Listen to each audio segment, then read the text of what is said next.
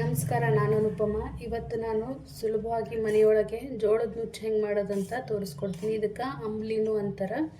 ಇದು ಇವಾಗ ಬೇಸಿಗೆ ಶುರು ಆಯ್ತಲ್ಲ, ಭಾಳ ತಂಪು ಇರ್ತದೆ. ಇದು ಎಲ್ಲರೂ ಇದನ್ನೊಂದ್ಸರಿ ಟ್ರೈ ಮಾಡಿರಿ. ಇದನ್ನು ಹೆಂಗೆ ಮಾಡೋದಂತ ನೋಡೋಣ ಬರ್ರಿ.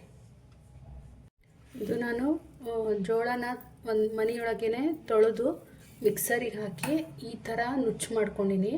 ಇದನ್ನು ಬೇಕು ಅಂದರೆ ನೀವು ಗಿರಣಿ ಅಥವಾ ಮಷಿನ್ಗೂ ಹಾಕ್ಸ್ಬೋದು.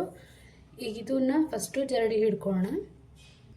ಸ್ವಲ್ಪ ಹಾಕ್ಕೊಂಡು ಜರಡಿ ಹಿಡ್ಕೊಳ್ಳೋಣ. ಅದು ಹೊಟ್ಟಿನ ಅಂಶ ಏನಿರ್ತಲ್ಲ ಅದು ಬರ್ತದೆ. ನೋಡ್ರಿ, ಈ ಥರ ನುಚ್ಚು ಬರಬೇಕಿದು.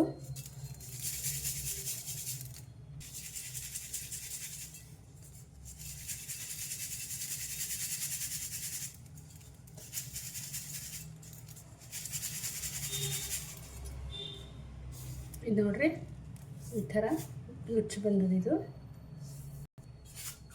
ನಾನಿದು ಈ ಬಟ್ಲದಷ್ಟು ಒಂದು ಬಟ್ಲದ ನುಚ್ಚನ್ನ ಜರಡಿ ಹಿಡ್ಕೊತೀನಿ ಫಸ್ಟು. ಇದು ನೋಡ್ರಿ, ಒಂದು ಬಟ್ಲಷ್ಟು ಆಗಿದೆ.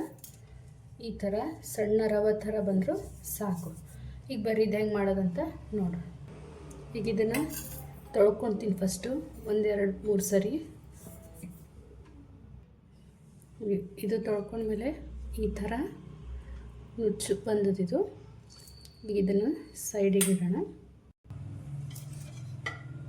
ಇವಾಗ ಒಗ್ಗರಣೆಗೆ ಎಣ್ಣೆ ಹಾಕ್ಕೊತೀನಿ.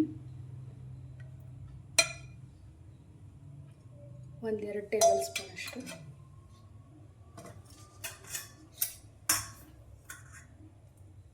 ಇವಾಗ ಎಣ್ಣೆ ಕಾದದ. ಸ್ವಲ್ಪ ಜೀರಿಗೆ, ಆಮೇಲೆ ಕರಿಬೇವು, ಒಂದು ಸ್ವಲ್ಪ ಇಂಗು. ನೀವು ಬೇಕು ಅಂದರೆ ಬೆಳ್ಳುಳ್ಳಿ ತಿಂತಿದ್ರೆ ಬೆಳ್ಳುಳ್ಳಿನೂ ಹಾಕ್ಕೋಬೋದು.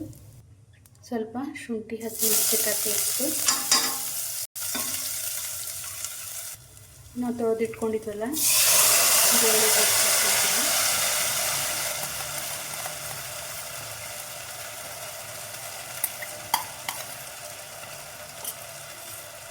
ಇದನ್ನು ಒಂದ್ಸಲ ಮಿಕ್ಸ್ ಮಾಡ್ಕೊಳ್ತೀನಿ. ಗ್ಯಾಸ್ ಮಾತ್ರ ಲೋ ಫ್ಲೇಮ್ನಾಗೆ ಇಡಬೇಕು. ಈಗ ಈ ಬಟ್ಲದಿಂದ ತೊಗೊಂಡಿದ್ದೆ 1 ಬಟ್ಲ. ಸೊ 3 ಬಟ್ಲದಷ್ಟು ಮಜ್ಜಿಗೆ ಹಾಕ್ಕೊತೀನಿ.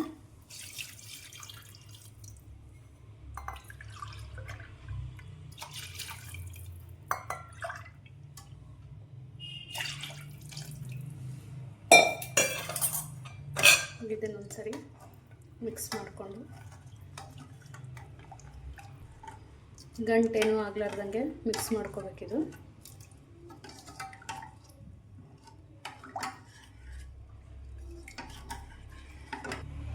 ರುಚಿಗೆ ತಕ್ಕಷ್ಟು ಉಪ್ಪು,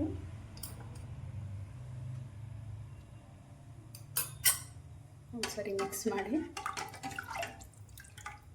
ನನಗೆ ಸ್ವಲ್ಪ ನೀರು ಕಡಿಮೆ ಅನ್ನಿಸ್ತದೆ. ಇನ್ನೊಂದು ಚೂರು ನೀರು ಹಾಕ್ಕೊತೀನಿ. 1/4 ಬಟ್ಲದಷ್ಟು ನೀರು ಹಾಕ್ಕೊಂಡಿದ್ದೀನಿ.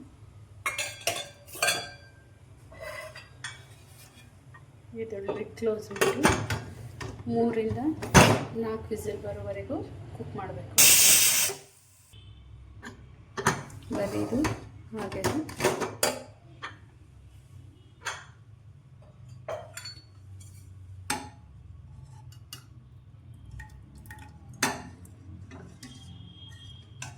ಪರ್ಫೆಕ್ಟಾಗಿ ಆಗಿದ್ದು. ಇದನ್ನು ಸರ್ವ್ ಮಾಡೋಣ.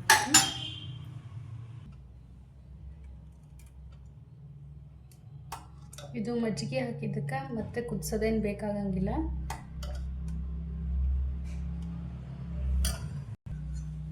ತುಪ್ಪ ಆಪ್ಷನಲ್ ಬೇಕು ಅಂದರೆ ಹಾಕೋಬೋದು.